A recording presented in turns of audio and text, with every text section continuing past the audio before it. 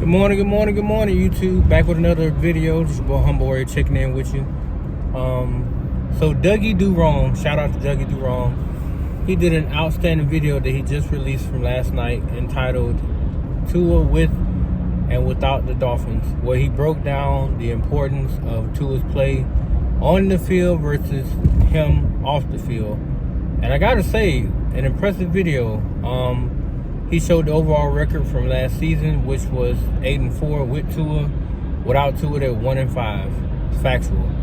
He also showed the yards per game, 272 yards versus 106. The rushing yards were 95 without him and 87 with him, which shows that they leaned more on the running game without him than with him on the field. Tyreek Hill and Jalen Waddle, respectively. With Tua, they were... Tyreek Hill had 104 yards a game.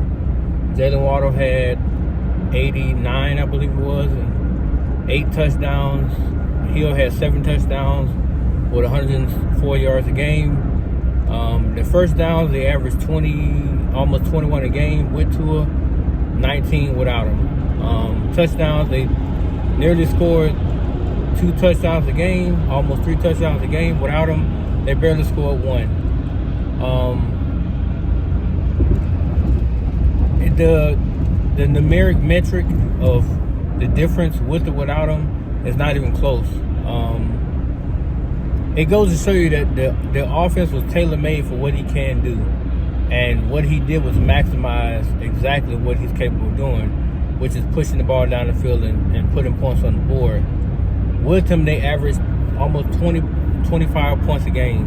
Without him, it was 17, so a whole touchdown difference, which is the difference in wins and losses. Because the games that he did not play, the Vikings game, both Jets games, the Patriots games, they lost. That's 4 right now. Right there, the Buffalo Bill game, they lost. He didn't play in that game.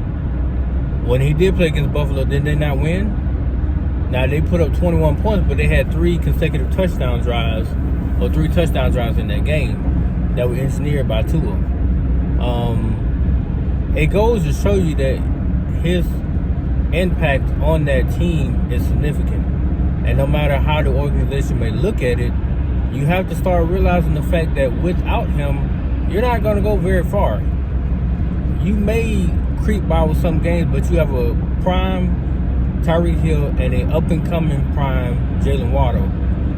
Tua can get the most out of both of those guys completely. Hill has had the most yards in his career ever, and 1 year with the Dolphins that he ever had in Kansas City. That right there is factual. He may not have, I think he's had more touchdowns, most definitely Kansas City. Because I think with Dolphins he had like 8 this year. I think either 7 or 8. I think with the Kansas City Chiefs he had like 14 at one time at one point. But him and Waddle got the most production out of Tua than any other quarterback that was on that roster. That is not a knock on the other quarterback, but it shows you the level of talent that dropped off when Tua got injured. And to those out there who say, Tua nears and Tua nons defend this kid, it's only because we see what he can do and what he can be. You may not like the way he plays or certain decisions that he makes, but when he's completely healthy, there's no doubt that he's an elite top-tier quarterback who can compete and beat all the top-tier quarterbacks above him. The Mahomes, the Rodgers, the Allens, the Burrows, the Herberts. He can beat them. Now, I know the argument's going to come. What about San Francisco in the Chargers game? Yes, he looked off in the San Francisco game, and he played like dogs in the Chargers game. However, both of those games, they did not lose bad. They were not blown out. The 49ers game, matter of fact, they was only down by 6 until the 49ers went out and kicked the field goal, and Tua was in position to march him down the field, but he had a strip sack, which turned to a touchdown, which put him up 17 and the game was over. The Chargers game lost by 6 points after he had an abysmal first half. And he still let them on touchdown drives. Hill had 2 of them. One was on a fumble recovery, the other one was on a perfectly thrown pass from Tua to Hill, where he burnt the DB, man fell on his face, and Tyreek kept going. And at that point, they was only down by 6 at that point. Wasn't his best game either. But the Green Bay Packers game that everybody points out as well, Tua got hurt after that second half, after that first half. Once he got hurt, you saw a different him. He missed Jeff Wilson on a simple out route, in and out route. Well, I think it was what they call it, a whip route, where he whips in and cuts back directly back out sharply. He missed him. Then the pass that he threw to, I think it was Gesicki, he had Hill on a slant route, but he chose Gesicki, and he got picked. Then he threw 3 bad interceptions on 3 consecutive possessions, and that right there killed the momentum and took them out of the game. And that's when Tua said he was concussed, because he don't even remember those plays. Now, if you rewind from that, the Buffalo Bills game, they was in position to win it, and he actually put them up by 9, but then the offense subsequently stopped moving the ball to some degree, and he had key drops on certain possessions, and they say no, they allowed Josh Allen to come in there and sneak and get a dub. Now, to me, Tua is still an elite tier quarterback. He might not be to everybody else, which is fine. I'm not speaking for everybody else. I'm speaking for me. He is an elite tier talent because of what he can do with the ball, where he can place the ball at. A lot of times, the NFL and being a quarterback is all about ball placement. It's not about always arm strength, because if that's the case, then when they make the narrative that he hits people wide open, I can make the case. I've seen a bunch of games where he did not hit wide open people. Where he threw the ball in a certain position, they ran underneath it. That's not called being wide open. It's called ball placement. It's called trajectory.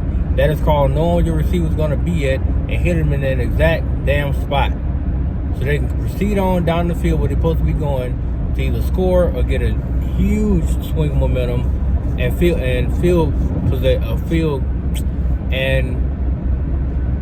possession. So a lot of times people don't want to give Tua the credit for the passes he made. Like, for instance, the 84-yard touchdown pass against Green Bay. Had he not hit Waddle in that timing that he did, that was a pick 6, because the safety was breaking on the ball. Waddle just happened to get there maybe like a yard or 2 before the safety was in position to make that pick, and then he turned up the field, and he had Tyreek Hill waiting to convoy him to the end zone. That was a perfectly placed ball right over the top of the linebacker, right in between him and the safety.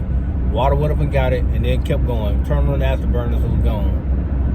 If that was a dot or some other kind of pass, that's a pick by the linebacker or the safety, and they going to the crib. That is the most definite pick.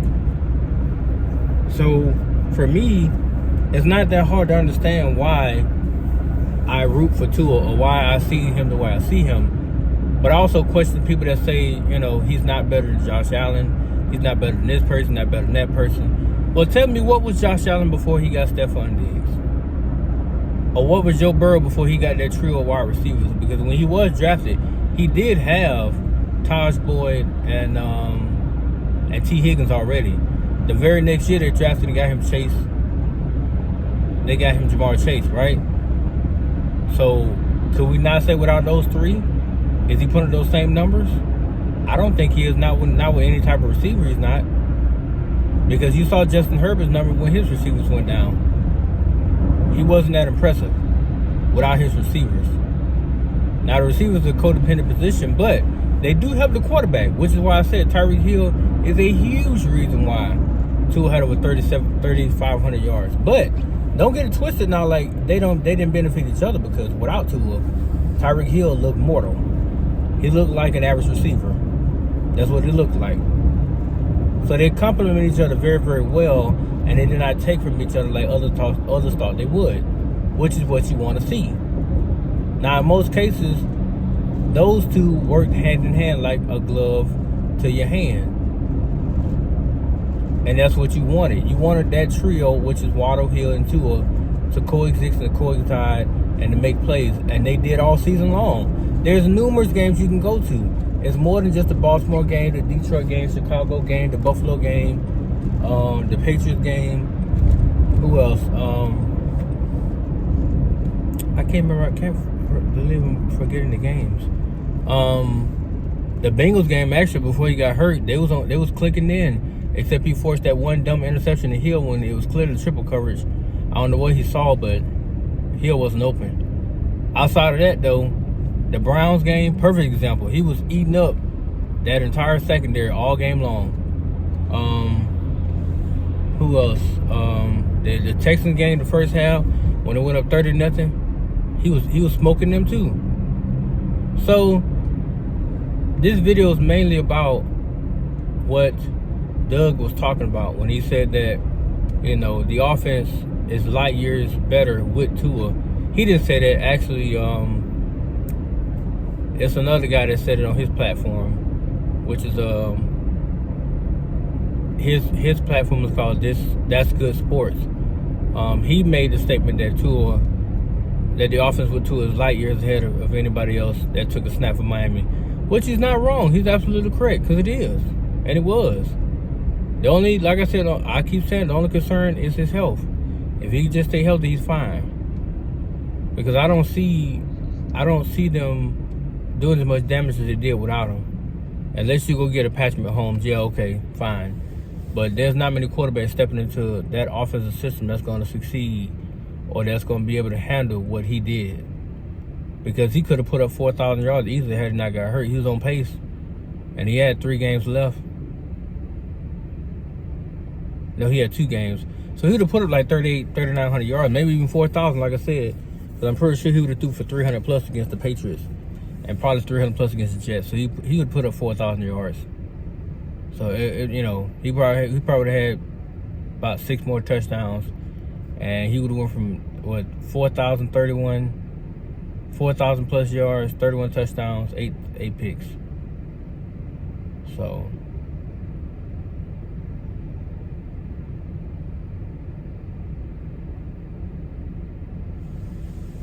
it's gonna be interesting to see how they move forward, because, you know, they're still hesitant on giving him the extension, but there's no denying what he can do in that field. There's also no denying how much they actually need him. Now, they can be stupid if they want to, go in the draft another quarterback, or go in free agency trying to woo people to Miami on the offensive side of the ball. But the fact of the matter is, Tua is a straw to your drink that make it taste better. So don't be dumb and go out there and try to find somebody to replace him because you're concerned about this and that. Now, yes, his health is something you can't ignore. However, he's taking the necessary steps now to make sure that he tries to avoid getting hurt, because his injuries were not consecutive. They were not repetitive, as Doug put it. He got injured. He got 2 concussions this year. Last year was the rib. The year before that was his finger.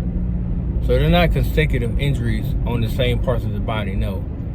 But I'm hoping that now, his 4th year, he'll understand how to avoid falling on the ground, how to avoid smashing his head, how to avoid certain things, so that he can stay on the field and perform at a high level like I know he can do.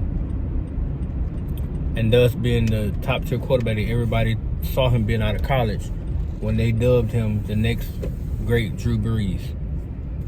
So we'll see how it goes. I mean, but like I said before, I still think he can put up great numbers. I believe in him, and I want to see him do great. But with that being said, guys, that's my time. I'll be making more videos down the line here soon. Peace.